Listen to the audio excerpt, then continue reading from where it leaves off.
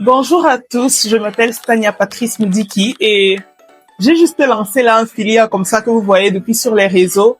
Mais je suis sûre que beaucoup se demandent c'est quoi. Certains ont compris que ça parle de l'amitié. Mais avant même la rencontre du 30, je pense que c'est important pour vous de comprendre le cœur caché derrière ce ministère. Quoi de mieux que vous présenter d'abord mon témoignage?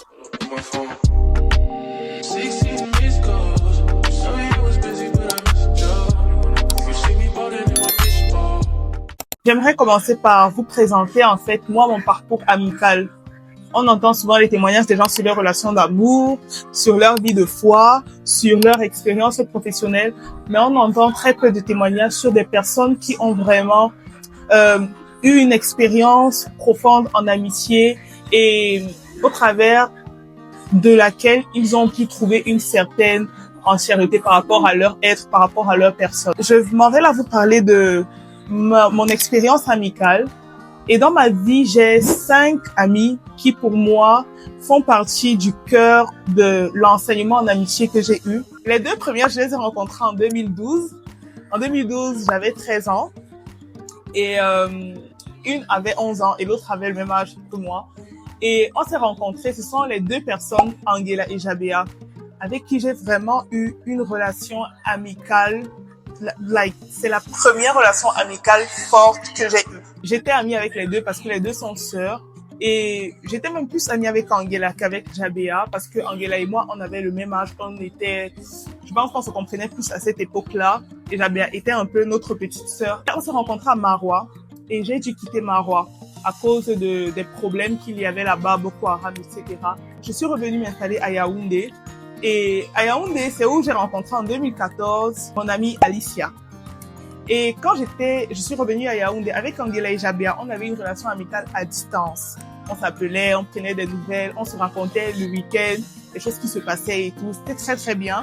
Et quand j'ai rencontré Alicia, j'ai expérimenté une nouvelle amie en classe de première avec qui je commençais à être très proche, mais au-delà de ça, on a commencé à s'intéresser à Dieu. Première terminale, elle et moi, on n'était pas dans la même classe en terminale, mais on était toujours tellement proches. On était vraiment amis et on était, en fait, j'aimais le fait que les problèmes que je pouvais voir, les problèmes qu'il y avait même souvent entre mes parents, les problèmes que je rencontrais à l'école, c'était quelqu'un vers qui je pouvais vraiment me déverser et vraiment présenter mon cœur. Et elle était d'un grand soutien. Pourtant, ce que je lui racontais, c'était des choses incroyables. Mais elle trouvait le moyen d'être cette safe place pour moi, à qui je racontais vraiment beaucoup de choses. C'était très bien, bien évidemment. En étant déjà amie avec Alicia, je parlais de Alicia à mes amis Angela et Jabea. Et je parlais bien évidemment de Angela et Jabea à Alicia. Donc, les 2 se connaissaient, savaient qu'elles existaient, mais ne s'étaient jamais rencontrées et n'avaient réellement jamais parlé ensemble. En 2016 ou en 2017, parce que j'ai expliqué à mes amis que vraiment Alicia, j'ai expliqué à Jabea et Angela que Alicia était vraiment quelqu'un d'important pour moi. Elle m'aidait dans ma vie de foi. Elle m'aidait dans beaucoup de choses. Je leur disais que je crois qu'elles avaient déjà aussi envie d'être en contact avec elle parce que Alicia, je faisais un très très bon témoignage d'elle. Du coup, je les ai mis en contact. J'ai mis en contact Alicia avec Angela et Jabea. Et c'est comme ça qu'elles ont commencé à parler. Alors, quand elles commencent à parler, je commence à ressentir quelque chose dans mon cœur. Je commence à me dire que pourquoi elles parlent trop. J'ai commencé à développer de la jalousie dans mon cœur. J'ai commencé à me dire que pourquoi elles sont trop en contact, pourquoi elles parlent trop, pourquoi... En fait, je commençais à être gênée par le fait que des gens que j'ai mis en contact deviennent comme trop proches. Ça me dérangeait, je comprenais pas ce qui se passait dans mon âme. Devant elles 3, j'étais là et comme si, non, c'est trop, c'est bien et tout. Mais après, je partais dans le eBay de Alice, ça lui fait les problèmes parce qu'elle posait trop avec Angela et Jabea. Je partais dans le eBay de Angela et Jabea, après aussi, après, pas le travail Alicia. Et j'étais vraiment, il y avait de la jalousie, une jalousie incroyable qui naissait en fait dans mon cœur. J'avais vraiment peur qu'elles deviennent trop, trop, trop proches.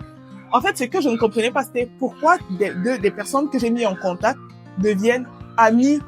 Ça me dérangeait en fait. J'estimais qu'en fait, je devais toujours être le pont entre elles. Like, c'est moi. Quand elles parlent, je dois être là. Elles ne doivent pas s'appeler quand moi je suis pas là. Elles ne doivent pas avoir un appel juste à 3 ou à 2, entre elles là-bas. Non, parce que moi, ça me dérangeait et mon cœur ne supportait vraiment pas ça. J'estimais vraiment que si elles devaient être en contact, elles devaient passer par moi. Elles devaient m'informer. Et je commençais à être gênée qu'elle se sente à l'aise d'être en contact, même lorsque je suis pas connectée, lorsque je suis pas dans l'équation. Ça me dérangeait vraiment, vraiment, vraiment beaucoup. Il y avait des fois, en fait, leur amitié est devenue tellement grande que, parce que, à un moment, on n'était plus au collège. On avait déjà, nous, tout le bac. Angela et Jabea vivaient en Italie et Alicia et moi étions au Cameroun. Et Angela et Jabea venaient au Cameroun tous les ans, pratiquement, ou une fois les 2 ans, je sais plus. Et j'étais tellement gênée que depuis qu'elles étaient en contact, je craignais la première rencontre qu'on aurait eue. En mode, comment est-ce que je me serais sentie, parce que j'étais habituée à ce que quand Angela et Jabea sont pas là, quand elles reviennent, c'est pour qu'on passe le temps à 3.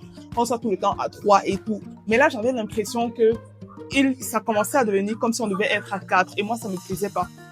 Du coup, je me rappelle la première rencontre que je vais avoir en 2017.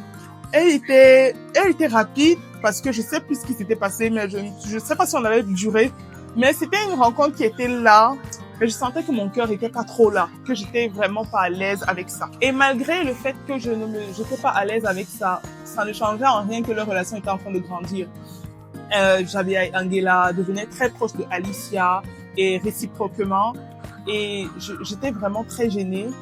Et je me rappelle qu'il y a une fois, j'étais avec Alicia, tellement je commençais à devenir parano, tellement je ne voulais pas qu'elle soit amie. Elle causait avec Angela. Quand elle m'a vu arriver, elle a caché son téléphone pour que je ne voie pas qu'elle est en train de causer avec Angela. Et moi, quand j'ai senti comment elle a caché son téléphone, j'ai commencé à dire que non, qu'est-ce qu'elle est en train de causer avec Angela ou Jabea, avec une des deux, et moi, ça m'énervait déjà et tout. Et je me rappelle ce jour, soit elle est partie faire, je sais plus trop quoi, au salon ou aux toilettes, je sais plus. J'ai pris son téléphone et il y avait bien évidemment le code, et j'avais pas le code, mais elle venait de recevoir un message de Angela, plein de messages.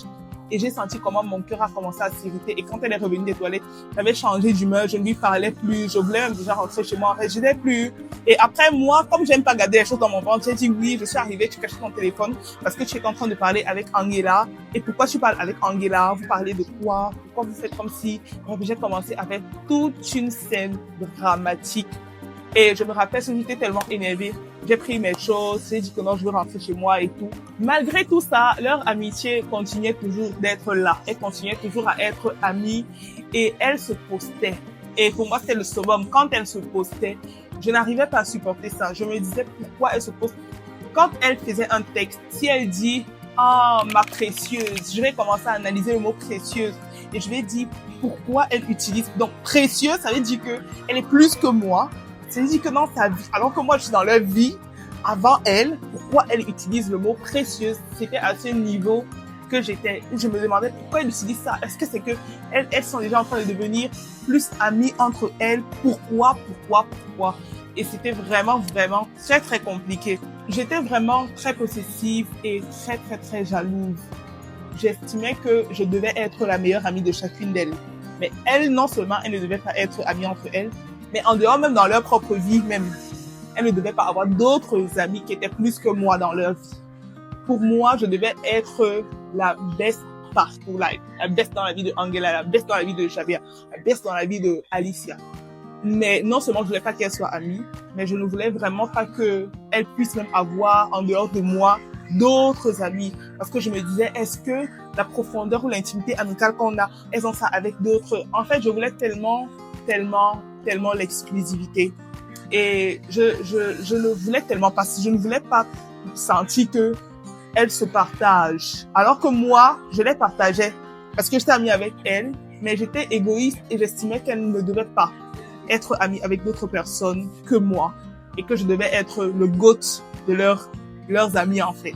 Je me rappelle, je faisais tellement de crises, je leur parlais pas, je m'énervais pour rien et tout, que j'ai dit, ah, peut-être, comme elles savent que elles trois sont mes amies, vraiment chères à mon cœur, elles jouent de ça pour me faire de la peine, c'est pour ça qu'elles passent leur temps à être en contact et tout. J'ai donc dit, ok, j'ai commencé à dire à Dieu, parce que je connaissais déjà et je marchais déjà avec Dieu dans ma vie.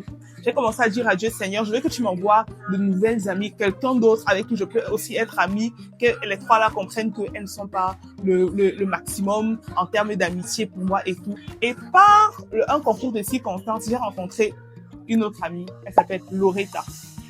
Et quand j'ai rencontré Loretta, c'était même pas c'était pas là, je suis pas partie la chercher, mais je passais par des situations familiales et j'avais raconté ça à une connaissance qui m'avait dit que, ah, je connais aussi une fille qui est étonne comme toi, qui est aussi fille de colonel comme toi, qui est aussi chrétienne comme toi, qui a aussi eu beaucoup de difficultés à comme réellement vivre sa vie de foi simplement. Et je pense que tu pourrais bien discuter. Aujourd'hui, elle est au Canada et tu peux discuter avec elle. C'est comme ça que j'entre en contact avec Loretta. On commence à discuter. Le feeling est passé de fou malade. Donc, c'est tellement bien passé. Et elle connaissait Dieu, elle marchait avec Dieu. J'étais tellement contente. Mais non seulement c'est quelque chose qui s'est fait naturellement, mais moi j'ai profité de ça pour pincer mes autres amis. J'ai commencé à poster Loretta tous les jours. Je disais, ah, Loretta, c'est vraiment ma best. Comme dans la Bible, il y a cette relation amicale que tout le monde admire, la relation de David et Jonathan. Je disais que Loretta, c'est vraiment ma Samuel, ma Davida, ma Jonathana et tout. J'étais vraiment tellement contente de la voir. Donc, Loretta était un peu comme David et Jonathan pour moi. J'étais contente d'avoir trouvé une amie vraiment chrétienne, qui vit sa foi, qui a un encouragement. On avait tellement de points en commun, on s'aimait tellement beaucoup. Mais ma rencontre avec Loretta a été particulière en ce que je suis venue trouver quelqu'un qui avait aussi ses 3 amis. À l'époque, Loretta avait 3 amis. Je vais citer vos noms, vous allez vous trouver dans la vidéo, c'est tant pis. Michel, Lona et Lynn. Et moi, j'étais comme une 4e amie qu'elle venait de rencontrer, avec qui elle décidait vraiment d'être amie et tout. Et elle avait déjà des amis. Et moi, je venais être son amie. Et ce que Dieu m'a demandé quand j'ai rencontré Loretta, c'est que si aujourd'hui Lona demande à Loretta d'arrêter d'être amie avec toi, comment tu te sentirais? Et j'ai commencé à dire que non. Pourquoi elle peut demander à Loretta d'arrêter d'être amie avec moi? Est-ce que Loretta lui appartient? Loretta ne lui appartient pas. Loretta peut aussi être amie avec moi. Lona ne peut pas demander à Loretta d'arrêter d'être amie avec moi. Parce que Loretta me fait du bien. Et Dieu m'a dit, qu'est-ce que ça va te faire si c'est que Loretta te dit que elle ne peut plus être amie avec toi? Parce que j'ai dit, ça va me blesser. Parce que j'aime Loretta. Même si elle a ses autres amis, moi j'ai pas de problème avec ses autres amitiés. Je respecte ça, mais elle ne doit pas me jeter. Alors, parce que ses autres amis sont là. Moi aussi, j'ai le droit d'être amie avec elle et tout. Et c'est où, et j'étais tellement confiante dans ce que je disais que non, Loretta n'appartient à personne. Loretta, c'est aussi, peut aussi être mon amie et tout. Et Dieu m'a fait comprendre que, est-ce que tu te rends compte que c'est pas la même chose que tu fais avec tes amis? Que tu es aujourd'hui dans une posture où tu as rencontré une fille qui avait déjà ses amis et toi, tu as des amis que tu as mis en contact. Mais tu es en train de faire vivre à tes amis ce que tu n'aimerais pas que Lona te fasse vivre. Il me dit, regarde comment aujourd'hui tu empêches à Alicia, à Angela, à Jabea d'être amis. Tu leur empêches d'être vraiment, de vivre, d'être épanouis parce que Alicia peut être une source de bénédiction pour les 2 autres. Et réciproquement, tu ne veux même pas qu'elles aient des amis ailleurs. Mais aujourd'hui, tu es aussi entré dans une amitié où tu as trouvé quelqu'un qui avait déjà des amis, mais elle t'a trouvé de la place. Elle a été amie avec toi, elle est amie avec toi. Ses autres amis certainement te respectent et tout. Et quand le Seigneur m'a dit ça, j'ai en fait eu un claquement sur mon visage. J'ai compris que Stania, tu es égoïste en fait. Tu veux que tes amis soient pour toi seul, mais te voilà qu'on embrasse autre part et qu'on n'empêche pas d'être amis parce que tu es venu trouver d'autres personnes qui étaient déjà amies avec ta personne. Et quand le Seigneur m'a fait ça, j'ai commencé à pleurer. J'ai commencé à me dire que Seigneur, je comprends pas pourquoi je suis comme ça. Je comprends pas pourquoi. Je sais pas, ça me fait mal au cœur. Je peux pas expliquer pourquoi est-ce que je sens ça en fait dans mon cœur. Et je comprends que c'est égoïste, mais moi ça me fait mal dans mon cœur. Je sais pas pourquoi. Et j'ai donc commencé à dire à Dieu que je sais pas comment faire. Et tout, je comprends mieux parce que je suis amie avec Loretta, c'est très bien. Et ses amis ne m'empêchent pas d'être amie avec elle. Et je ne dois pas le faire dans la vie des autres, mais actuellement, mon cœur a tellement mal. Alors, j'avais appelé mes amis et je leur avais parlé. Je crois que j'avais parlé séparément ou bien en groupe, je ne sais plus. Mais je leur avais fait comprendre que voilà. J'ai tel souci dans mon cœur et tout. Et aujourd'hui, je voudrais vous dire que vous pouvez être amis. Mais s'il vous plaît, ne mettez pas les statuts parce que ça va me faire mal au cœur. Si vous vous voyez, je ne veux pas être au courant parce que ça va me faire mal au cœur. Soyez amis, c'est déjà un bon pas que je fais en acceptant dans mon cœur que vous puissiez être amis.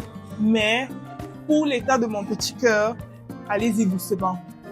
Et c'est aussi pour ça que c'est bien d'avoir des amis compréhensifs parce que les amis avaient tellement compris ça que elles vivaient leurs amis, leur amitié, mais ne m'exposaient pas à ça parce qu'elles tenaient compte de mon cœur. Elles savaient qu'ok, Tania, elle prend vraiment, ça va aller avec le temps. Si aujourd'hui, elle a accepté qu'on puisse déjà être amis, c'est déjà très bien pour nous. Pendant donc que je travaillais sur moi et je commençais à me répéter, Tania, ces filles ne t'appartiennent pas.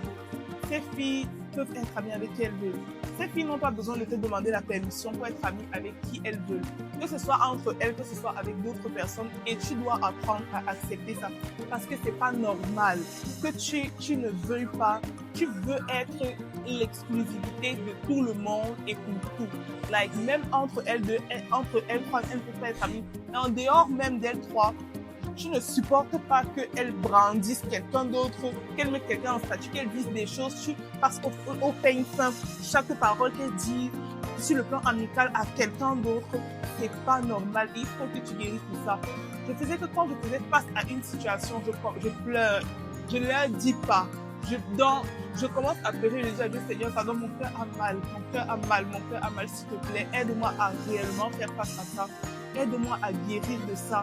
Il me dit, vois comment, avec Loretta, je t'enseigne l'amitié.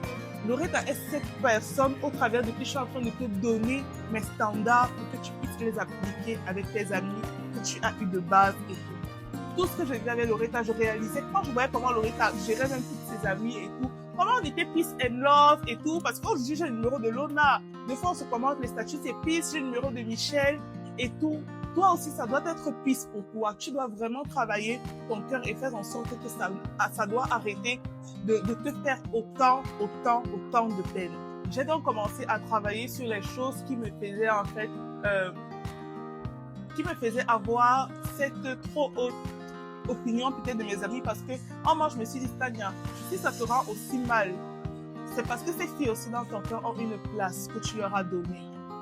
Et j'ai réalisé que même au travers des petits noms que je donnais, moi j'appelais mes amis, vous êtes mon tout, vous êtes ma vie, vous êtes mon âme, vous êtes, je ne sais pas, mon cœur.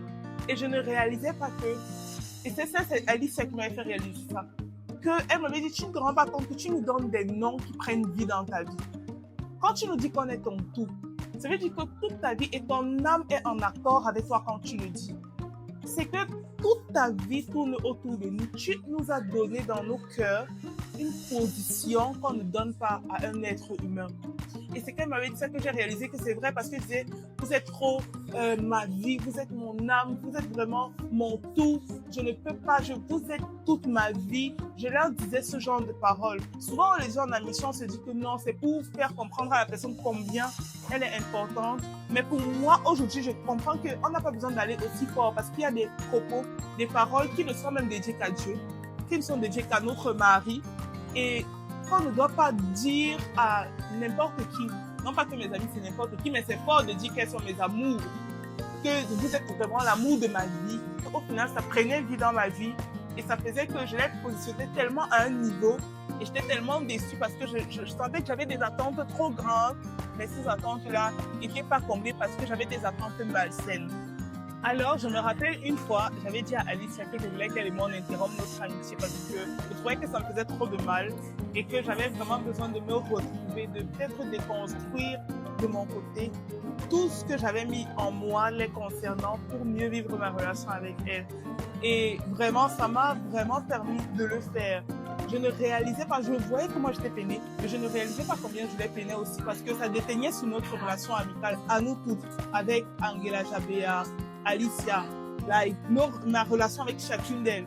Parce qu'elle ne se sentait plus libre de me parler, de me partager certaines réalités en amitié qu'elle vit avec d'autres personnes. Parce que moi, au lieu de peut-être être concentrée sur le fait que, qu'est-ce qui se passe? J'allais être en mode, toi, tu es d'abord amie avec d'autres personnes pour toi.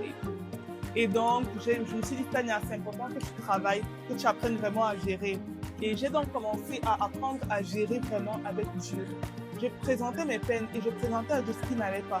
Et je n'étais pas en mode j'ai raison. J'acceptais que mes attentes étaient malsaines et n'étaient pas légitimes. Je n'avais pas à exiger ça des gens parce que je ne peux pas créer des êtres humains pour qu'ils m'appartiennent. Et que si elles sont des bénédictions pour moi, elles peuvent aussi l'être pour d'autres personnes. J'ai commencé à accepter ça, j'ai commencé à gérer ça avec Dieu et je m'exposais en fait aux choses pour me permettre de voir à quel niveau je suis. Ça veut dire que je me rappelle, quand j'ai vraiment su que dans mon cœur, c'est parti, c'est lorsque mes 3 amis devaient se voir au Canada. Et la Tania d'avant aurait été en mode non, je ne veux pas vous voir, je ne veux pas savoir comment ça se passer parce que je sens que j'aurais mal au cœur. Mais quand elles se sont vues, j'étais contente et je leur disais envoyez-moi vos photos, je vais publier. Et je publiais leurs photos sur mes statuts, je les publiais partout parce que j'étais contente de les voir ensemble. Et quand même j'étais contente, je me suis dit que hey Tania, ça a changé, hein? J'étais tellement fière de moi parce que je disais à Dieu, ah Seigneur, je guéris déjà.